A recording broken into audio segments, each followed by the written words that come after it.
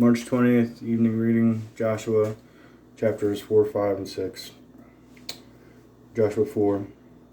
When the whole nation had finished crossing the Jordan, the Lord said to Joshua, "Choose 12 men from among the people, one from each tribe, and tell them to take up 12 stones from the middle of the Jordan, from right where the priests are standing, and carry them over with you and put them down at the place where you stay tonight."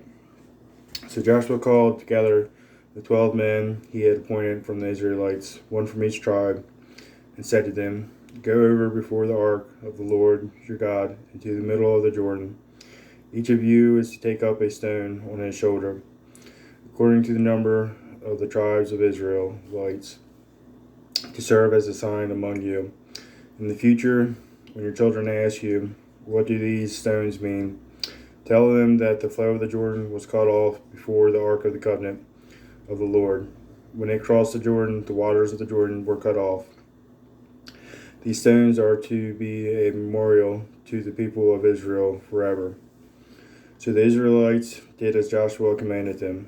They took 12 stones from the middle of the Jordan, according to the number of the tribes of Israelites, as the Lord had told Joshua, and they carried them over with them to their camp, where they put them down.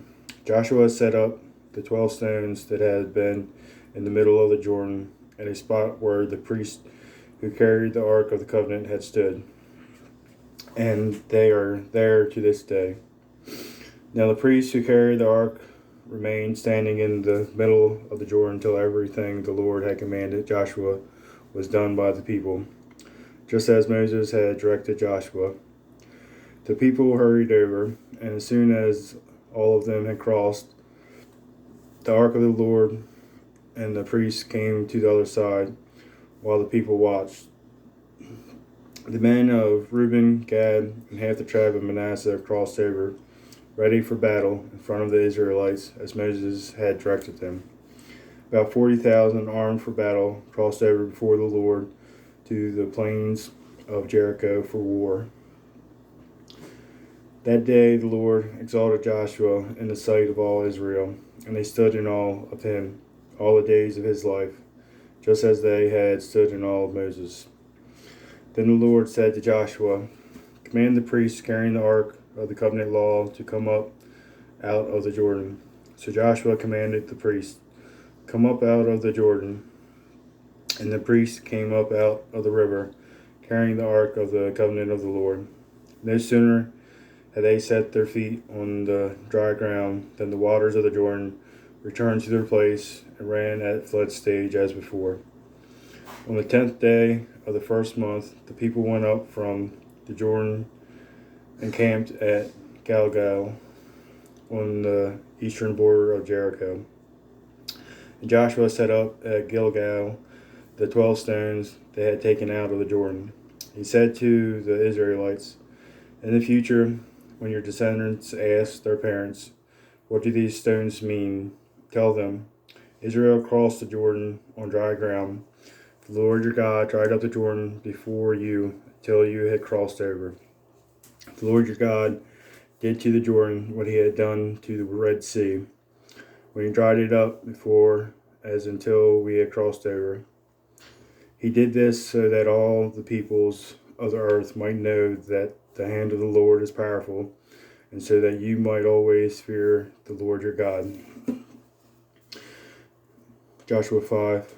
Now when all the Amorite kings west of the Jordan and all the Canaanite kings along the coast heard how the Lord had dried up the Jordan before the Israelites until they had crossed over, their hearts melted in fear, and they no longer had the courage to face the Israelites.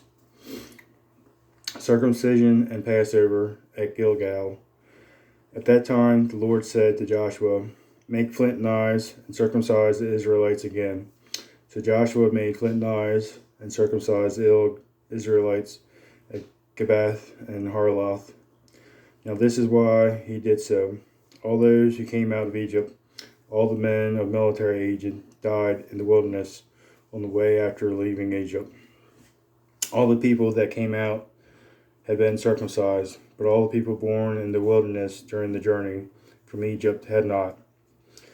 The Israelites had moved about in the wilderness 40 years until all the men who were of military age when they left Egypt had died, since they had not obeyed the Lord. For the Lord had sworn to them that they would not see the land he had solemnly promised their ancestors to give us, a land flowing with milk and honey.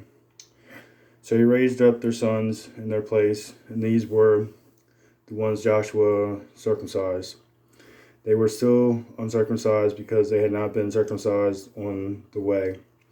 And after the whole nation had been circumcised, they remained where they were in camp until they were healed. Then the Lord said to Joshua, "Today I have rolled away the reproach of Egypt from you." So the place has been called Gilgal to this day. On the evening of the 14th day of the month, while camped at Gilgal on the plains of Jericho, the Israelites celebrated the Passover. The day after the Passover, that very day, they ate some of the produce of the land, unleavened bread and roasted grain.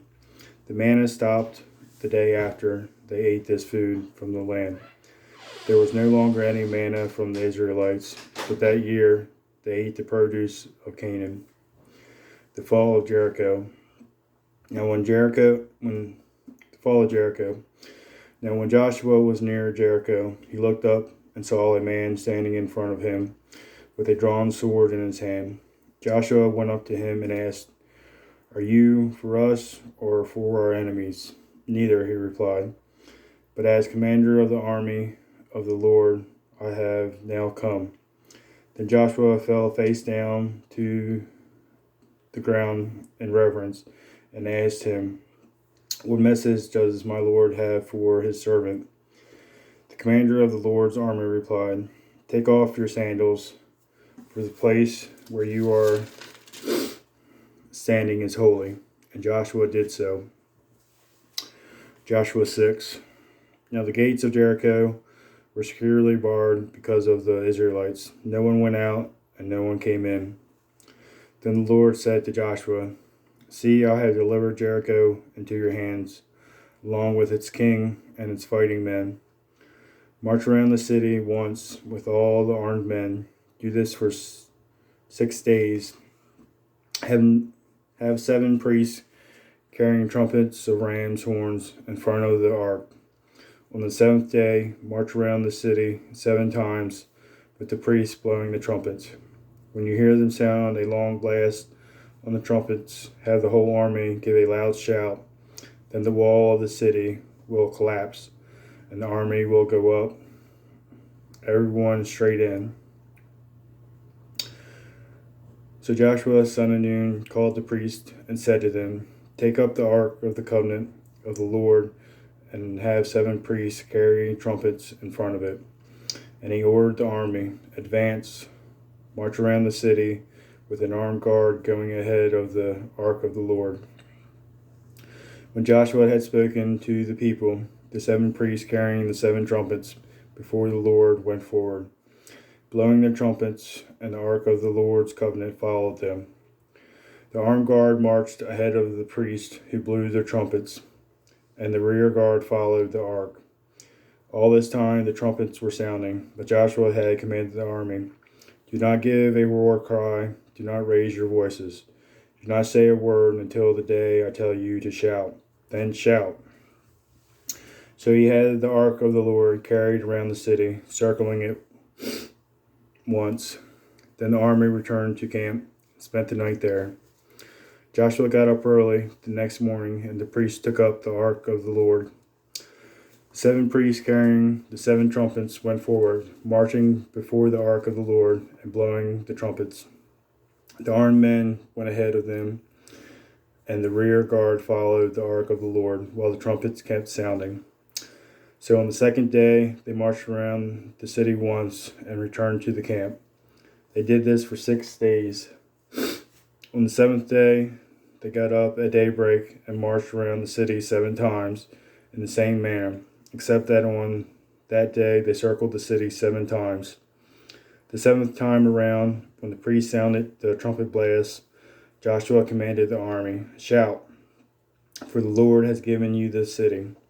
The city and all that is in it are to be devoted to the Lord. Only Rahab, the prostitute, and all who are with her in her house shall be spared, because she hid the spies we sent. But keep away from the devoted things, so that you will not bring about your own destruction by taking any of them. Otherwise, you will make the camp of Israel liable to destruction and bring trouble on it. All the silver and bronze and the articles of bronze and iron are sacred to the Lord, and must go into his treasury. When the trumpets sounded, the army shouted, and at the sound of the trumpet, when the men gave a loud shout, the wall collapsed. So everyone charged straight in, and they took the city. They devoted the city to the Lord, and destroyed with the sword every living thing in it, men and women, young and old, cattle, sheep, and donkeys. Joshua said to the two men who spied out the land, "Go into the prostitute's house, and bring her out, and all who belong to her, in accordance with your oath to her." So the young men who had done the spying went in and brought out Rahab, her father and mother, her brothers and sisters, and all who belonged to her. They brought out her entire family and put them in a place outside the camp of Israel. Then they burned the whole city and everything in it, but they put the silver and gold and the articles of bronze and iron into the treasury of the Lord's house. But Joshua spared Rahab the prostitute with her family and all who belonged to her, because she hid the men Joshua had sent as spies to Jericho, and she lives among the Israelites to this day. At that time Joshua pronounced this solemn oath: "Cursed before the Lord is the one who undertakes to rebuild this city, Jericho. At the cost of his firstborn son, he will lay its foundations. At the cost of his youngest, he will set up its gates." So the Lord was with Joshua, and his fame spread throughout the land. That concludes our reading.